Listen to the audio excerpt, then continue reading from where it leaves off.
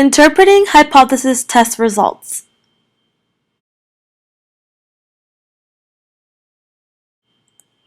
When a probability value is below the alpha level, the effect is statistically significant and the null hypothesis is rejected. However, not all statistically significant effects should be treated the same way. For example, you should keep more confidence that the null hypothesis is false if p-value equals 0.0003 than if p-value is 0.049. Keep in mind that rejecting the null hypothesis is not an all or none proposition. In the physician's reactions case study, the null hypothesis is the population mean of obese patients equals the population mean of average weight patients. If this null hypothesis is rejected, then there are two alternatives. 1. The population mean of obese patients is less than the population mean of average weight patients. 2. The population mean of obese patients is greater than the population mean of average weight patients. Naturally, the direction of the sample means determines which alternative is adopted. If the sample mean for the obese patients is lower than the sample mean for the average weight patients, then you should conclude that the population mean for the obese patient is lower than the population mean for the average weight patients. There are many situations in which it is very unlikely two conditions will have exactly the same population means. For example, it is practically impossible that aspirin and acetaminophen provide exactly the same degree of pain relief. Therefore, even before an experiment comparing their effectiveness is concluded, the researcher knows that the null hypothesis of exactly no difference is almost certainly false. However, the researcher does not know which drug offers more relief. If a test of the difference is significant, then the direction of the difference is established. When a significance test results in a high probability value, it means that the data provide no evidence that the null hypothesis is false.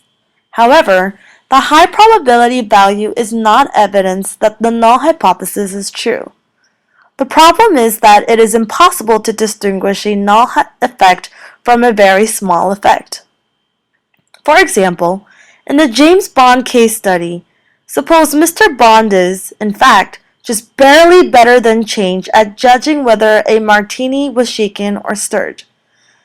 Assume he has a 0.51 probability of being correct on a given trial, pi equals 0.51.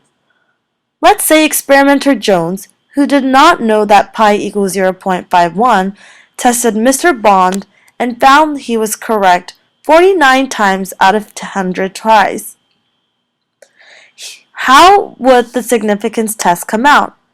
The experimenter's significance test would be based on the assumption that Mr. Bond has a 0.5 probability of being correct on each trial, pi equals 0.5. Given this assumption, the probability of being correct 49 or more times out of 100 is 0.62. This means that the probability value is 0.62, a value clearly higher than the conventional significance level of 0.05. This result, therefore, does not give even a hint that a null hypothesis is false.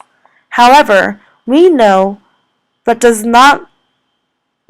experimenter Jones does not, that pi equals 0.51 and not 0.5, and therefore that the null hypothesis is false.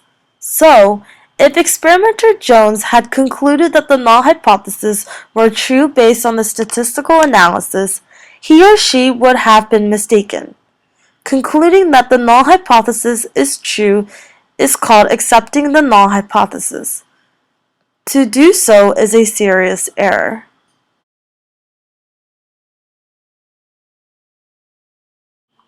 So how should the non-significant result be interpreted? The experimenter should report that there is no evidence Mr. Bond can tell whether a martini was shaken or stirred, but that there is no proof that he cannot. It is generally impossible to prove a negative. What if I claim to have been Socrates in an earlier life? Since I have no evidence of this claim, I would have great difficulty convince anyone that it is true. However, no one would be able to prove definitely that I was not. Often a non-significant finding increases one's confidence that the null hypothesis is false and the difference between population means is in the hypothesized direction. Consider the following hypothetical example. A researcher develops a treatment for anxiety that he or she believes is better than the traditional treatment. A study is conducted to test the relative effectiveness of the two treatments. 20 subjects are randomly divided into two groups of 10. One group receives a new treatment and the other receives a traditional treatment. The mean anxiety level is lower for those receiving the new treatment than those receiving the traditional treatment. However, the difference is not significant. The statistical analysis shows that the difference as large or larger than the one obtained is the experiment would occur 11% of the time even if there were no true difference between the treatments. In other words, the probability value is 0.11. A naive researcher would interpret this finding as evidence that the new treatment is no more effective than the traditional treatment. However, the sophisticated researcher, although disappointed that the effect was not significant, would be encouraged that the new treatment led to less anxiety than the traditional treatment. The data support the thesis that the new treatment is better than the traditional one, even though the effect is not statistically significant. This researcher should have more confidence that the new treatment is better than he or she had before the experiment was conducted. However, the support is weak and more data are needed. What should the researcher do? A reasonable course of action would be to do the experiment again. Let's say the researcher repeated the experiment and again found the new treatment was better than the traditional treatment.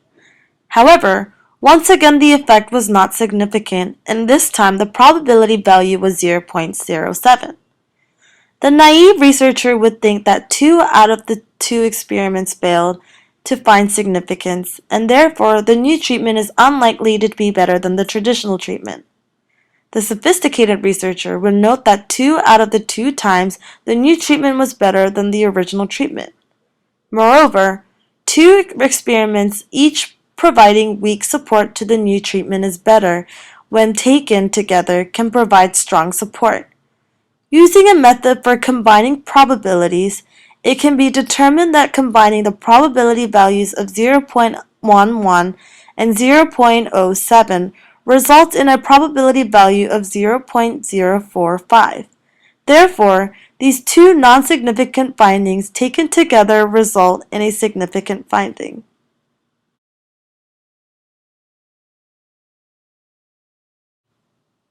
Although there is never a statistical basis for concluding that an effect is exactly zero, a statistical analysis can demonstrate that an effect is very likely to be small. This is done by computing a confidence interval. If all effect sizes in the interval are small, then it can be concluded that the effect is small. For example, suppose an experiment tested the effectiveness of a treatment for insomnia. Assume that the mean time to fall asleep was 2 minutes shorter for those receiving the treatment than for those in the control group, and that this difference was not significant. If the 95% confidence interval ranged from -4 to +8 minutes, then the researcher would be justified in concluding that the benefit is 8 minutes or less. However, the researcher would not be justified in concluding the null hypothesis is true, or even that it was supported.